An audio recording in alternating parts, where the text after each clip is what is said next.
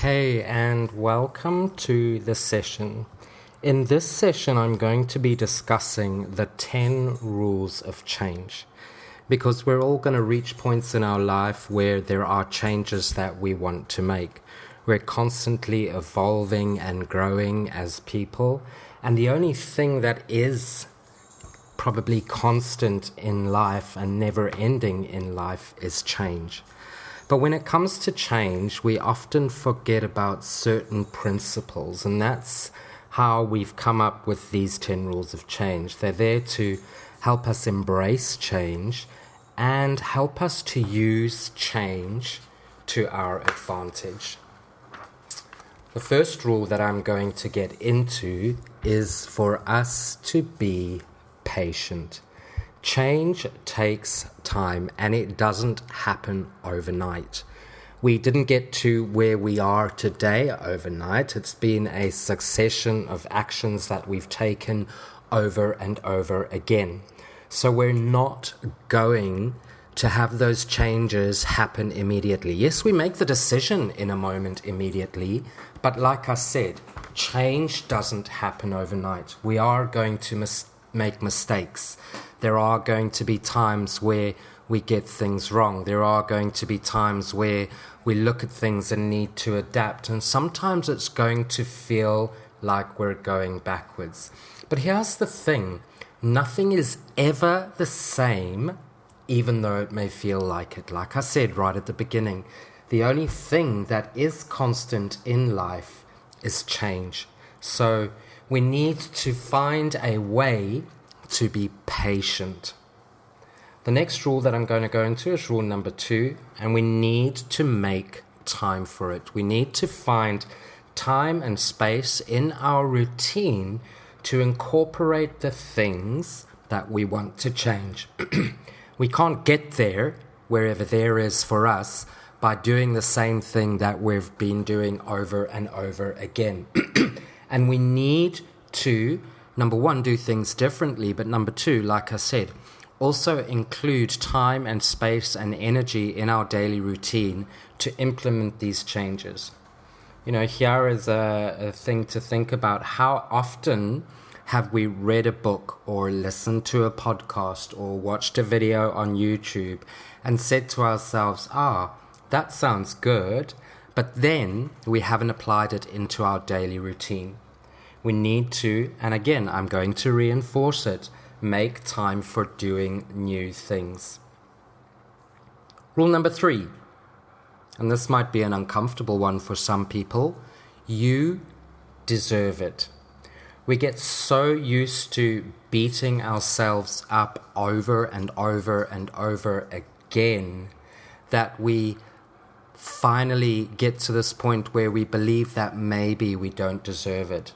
Change creates thoughts which trigger chemical responses in the body, and we can become addicted to these chemical changes. So we can become addicted to beating ourselves up. When we start to believe that we deserve it, it helps us to open up our minds, to explore possibilities and try new things. If I was to speak to a friend or someone that I loved very dearly, I would tell them that they deserve to be happy, that they deserve these changes to take place in their lives. And just like I would say to other people, I need to start saying it to myself. I deserve this change to take place in my life. Because at the end of the day, what have you got to lose? What have you got to lose when you start telling yourself that you deserve these things? Going to go on to number 4 now, and number 4 is to be kind. The majority of our thoughts that we have focus on our personal flaws, our weaknesses, the excuses that we have in ourselves. And when we're constantly focusing on those thoughts, we're not being very kind to ourselves. Nobody is perfect. Nobody gets it right, regardless of what they say and show the world. Everybody is doing the best that I can, or doing the best that they can with what they have and what they know. There are no rule book that we have to follow about life except to do our best that we can. And when we're doing our best that we can, it's a lot easier to detach from those thoughts that we have that are focusing on the negative areas of our life and to start being kind to ourselves. So if you're currently changing something in your life and you feel like you're getting it wrong or you feel like you're not getting it right, take a moment to step back and be kind to yourself. Rule number 5, the past is done. We cannot go back and change the past. We cannot go back and undo the actions that we have taken. And a lot of times we live in the past. Today, you have a chance to make a difference in your life. Guilt is a useless emotion that we sometimes get caught up in. We feel guilty for doing certain things. We feel guilty when we can't implement the changes that we say that we were going to implement. And it's a useless emotion that keeps us trapped in the past. It helps us not, and I'm using the word help, it helps us not move forward. You see, sometimes when we get to a point where we realize that we need to make change, we can feel a little bit sad. But sadness is a stepping stone to self-forgiveness. And once we forgive ourselves for the actions that we have taken and the things that we have done in the past, we can start to move forward. Some people say that we shouldn't have regrets in life, but for me, I have a personal principle is that I can have regrets as long as I learn from them and don't let them stop me. Because my regrets are going to keep me in a cycle that's based on the past, that's going to keep me in a cycle that's trapped in the past if I don't learn from them. But when I learn from them, just like sadness is a stepping stone to forgiveness, my regrets can be a stepping stone to change. Number 6, the future doesn't actually exist. And that's not to say that time is going to stop running, but we have no idea what is going to go on for us because there are so many variables that are taking place around us. The future in our minds is all imaginary and a projection based on our past experiences. We judge the future with the results of our actions to date. So maybe there have been times where we've tried to make changes and we feel like we haven't got it right and we haven't been patient and we haven't told ourselves that we deserve it and we haven't been kind to ourselves and we say to ourselves, well, this change isn't going to take place. We're judging the future based on the past. It is important to focus on the now because the future is fantasy. It can be said that the difference between imagination and reality is action. And yeah, we need to stop living in the future. Number 7, and this is a pretty important one when it comes to making change in our lives, and that is honesty matters. Nobody is going to know what you truly do except you. Your present's going to be a reflection of your past actions, your past decisions, your past thoughts.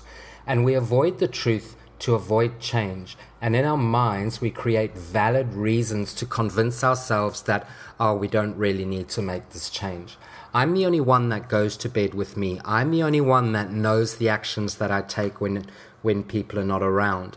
And a lot of times, the actions that we take place in our minds. And I'm the only one that can see in there. So we need to be harshly honest with ourselves.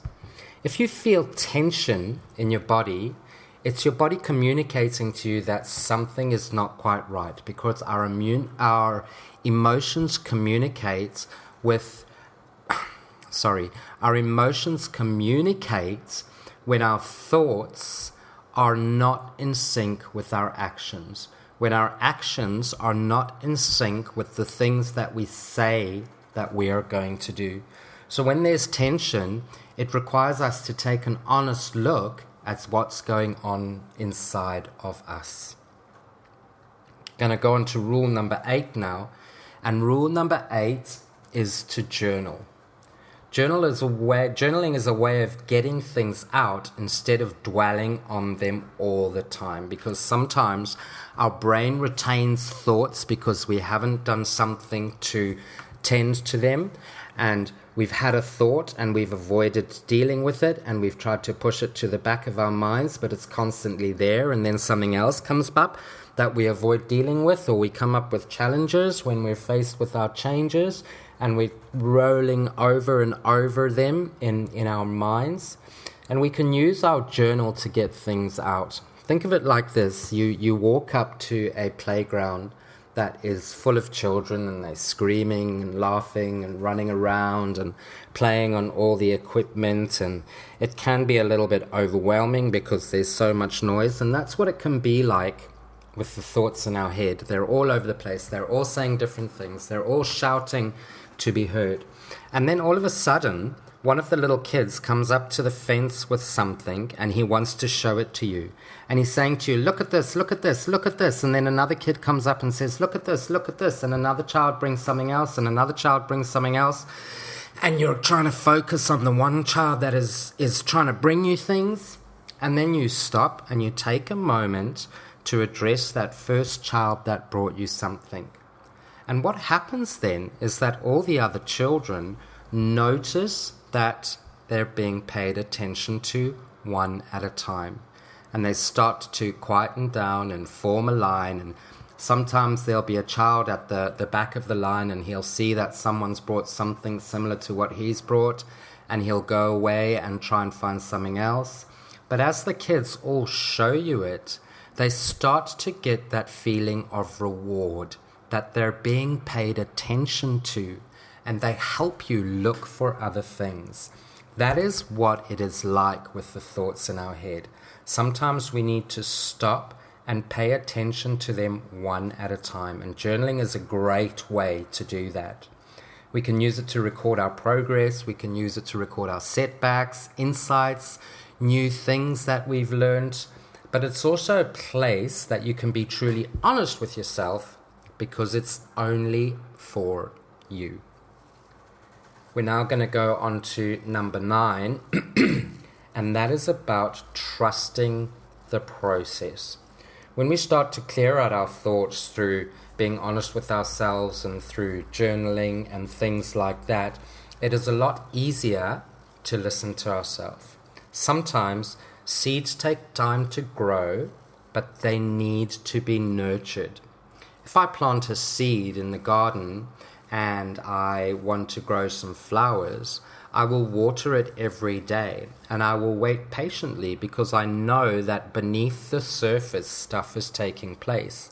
And sooner or later, that flower is going to start to grow and it's going to show up. It's the same things with our change.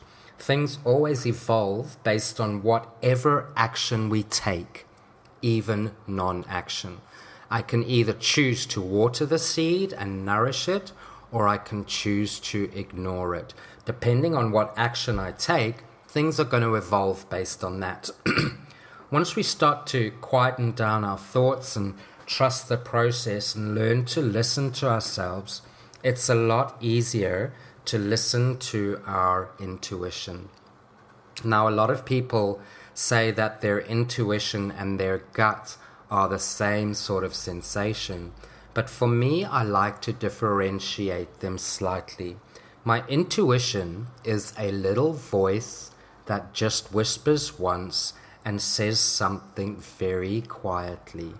Then as a result, my head will start to make a conversation based on what it has overheard my intuition saying.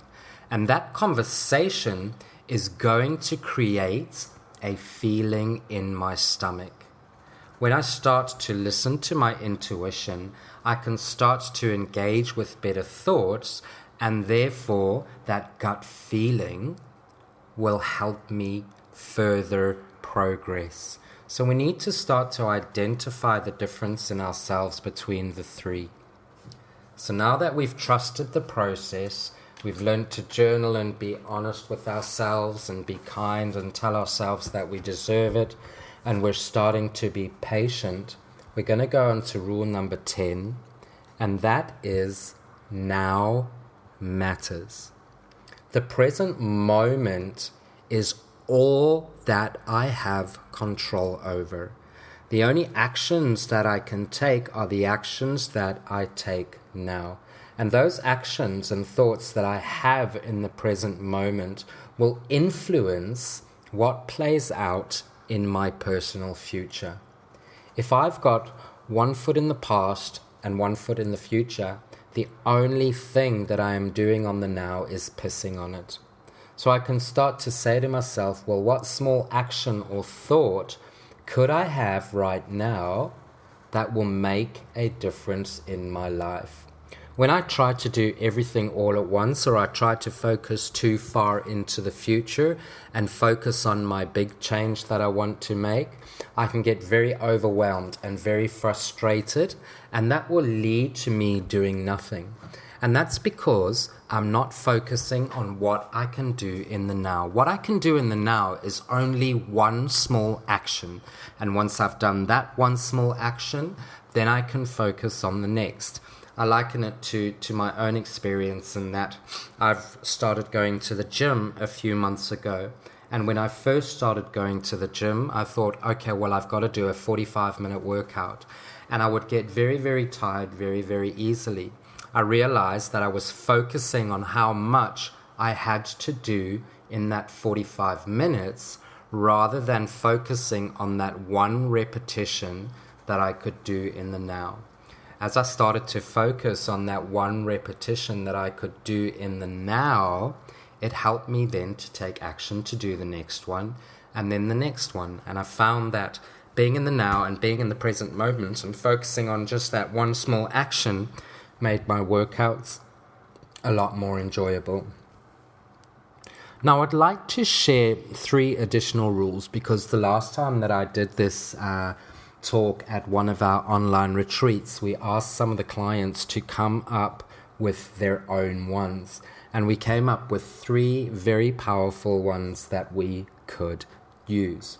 So the first bonus rule is just do it. There's a quote that somebody says, and it's, "He who hesitates is lost."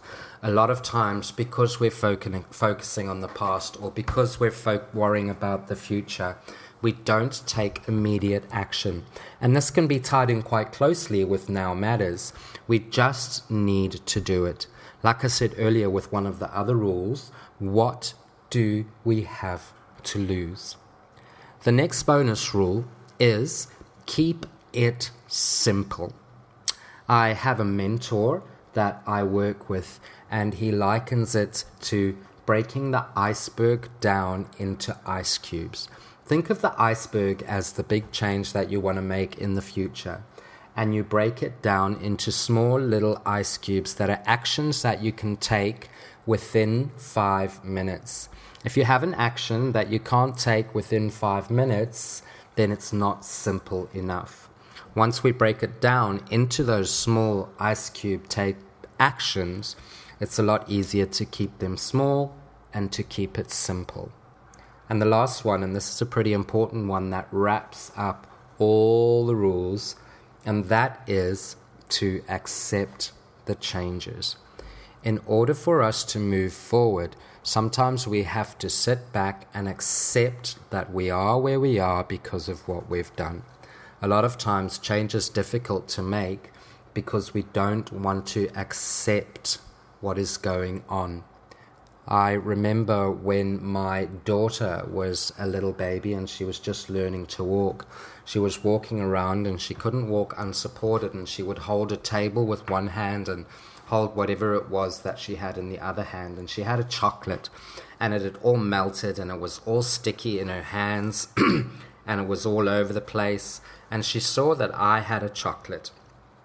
And she wanted to reach for that chocolate, but she couldn't let go of the table and she couldn't get the other chocolate out of her hand. But every time I tried to clean her hand, she would squeeze her chocolate even tighter. And that's sometimes what happens when we want to make changes. We're so busy holding on to the old things that used to support us, and we don't want to let go of what we have. But when we open up our hands, we can see things for what they really are. And when we accept the changes, it's a lot easier to put them down, clean up the mess, and move forward. So those are the 10 rules of change, plus obviously 3 bonus rules. I hope that you found these helpful. I hope that you enjoyed them, and I hope that you find a way to implement them into your life when it comes to making change. Thanks for listening, and I shall see you soon. Take care. Bye-bye.